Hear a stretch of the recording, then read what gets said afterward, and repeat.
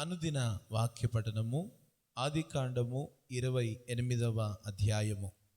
ఇస్సాకు యాకోబును పిలిపించి, నీవు కనాను కుమార్తెలలో ఎవతను వివాహము చేసుకొనకూడదు. నీవు లేచి పద్దనారాములోనున్న నీ తల్లికి తండ్రి అయిన బెతూయేలు ఇంటికి వెళ్ళి అక్కడ నీ తల్లి సహోదరుడగు లాబాను కుమార్తెలలో ఒకదానను వివాహము చేసుకునుమని అతనికి ఆజ్ఞాపించి, సర్వశక్తిగల దేవుడు నిన్ను ఆశీర్వదించి నీవు అనేక జనములగునట్లు నీకు సంతానాభివృద్ధి కలుగజేసి నిన్ను విస్తరింపజేసి నీవు పరవాసివైన దేశమును అనగా దేవుడు అబ్రహామునకిచ్చిన దేశమును నీవు స్వాస్థ్యముగా చేసుకున్నట్లు ఆయన నీకు అనగా నీకును నీతో కూడా నీ సంతానమునకును అబ్రహామునకు అనుగ్రహించిన ఆశీర్వాదమును దయచేయునుగాక అని అతన్ని దీవించి యాకోబును పంపివేసెను. అతడు పద్దనారాములోనున్న సిరియావాడగు బెతూయేలు కుమారుడును యాకోబు ఏశావుల తల్లియగు రిబ్కా సహోదరుడునైన లాబాను నొద్దకు వెళ్ళెను.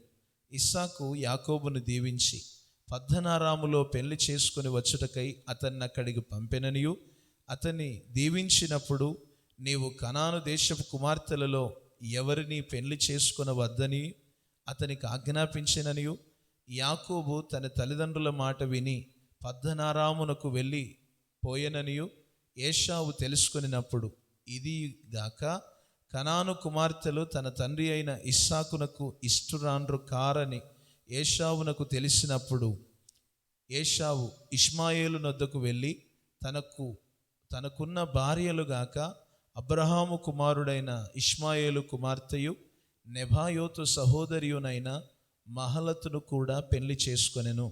యాకోబు బెయేర్షెబా నుండి బయలుదేరి హారాను వైపు వెలుచు ఒక చోట చేరి ప్రొద్దు గ్రుంకినందున అక్కడ ఆ రాత్రి నిలిచిపోయి ఆ చోటి రాళ్ళలో ఒకటి తీసుకొని తనకు తలగడగా చేసుకొని అక్కడ పండుకొనెను. అప్పుడు అతడు ఒక కలగనెను. అందులో ఒక నిచ్చెన భూమి మీద నిలుపబడి ఉండెను. దాని కొన ఆకాశమునంటెను. దాని మీద దేవుని దూతలు ఎక్కుచు దిగుచు నుండిరి. మరియు యెహోవా దానికి పైగా నిలిచి, నేను నీ తండ్రి అయిన అబ్రహాము దేవుడను ఇస్సాకు దేవుడనైన యెహోవాను. నీవు పండుకుని ఉన్న ఈ భూమిని నీకును నీ సంతానమునకును ఇచ్చెదను. నీ సంతానము భూమి మీద లెక్కకు ఇసుక రేణువులగునెను. నీవు పడమటి తట్టును తూర్పు తట్టును ఉత్తరపు తట్టును దక్షిణపు తట్టును వ్యాపించెదవు. భూమి యొక్క సమస్త వంశములన్నీ నీ మూలముగాను నీ సంతానము మూలముగాను ఆశీర్వదించబడును. ఇదిగో నేను నీకు తోడయుండి నీవు వెళ్ళు ప్రతి స్థలమందు నిన్ను కాపాడుచు ఈ దేశమునకు నిన్ను మరలా రప్పించెదను.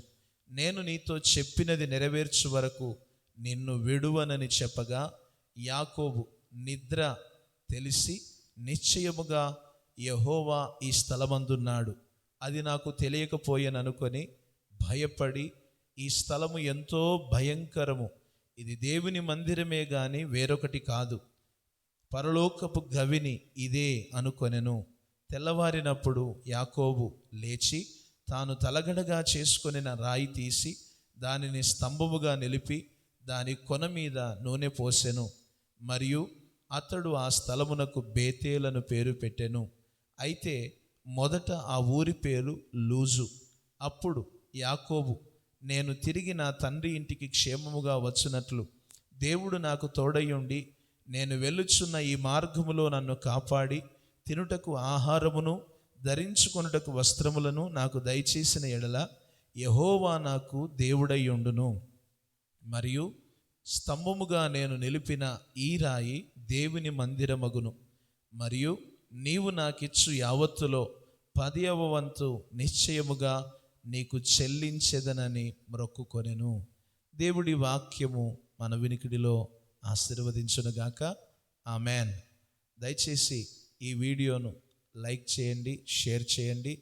మీరు ఇప్పుడే ఈ ఛానల్ని చూసినట్లయితే దయచేసి సబ్స్క్రైబ్ చేసుకోవాల్సిందిగా ప్రేమతో మీకు మనవి చేస్తున్నాం.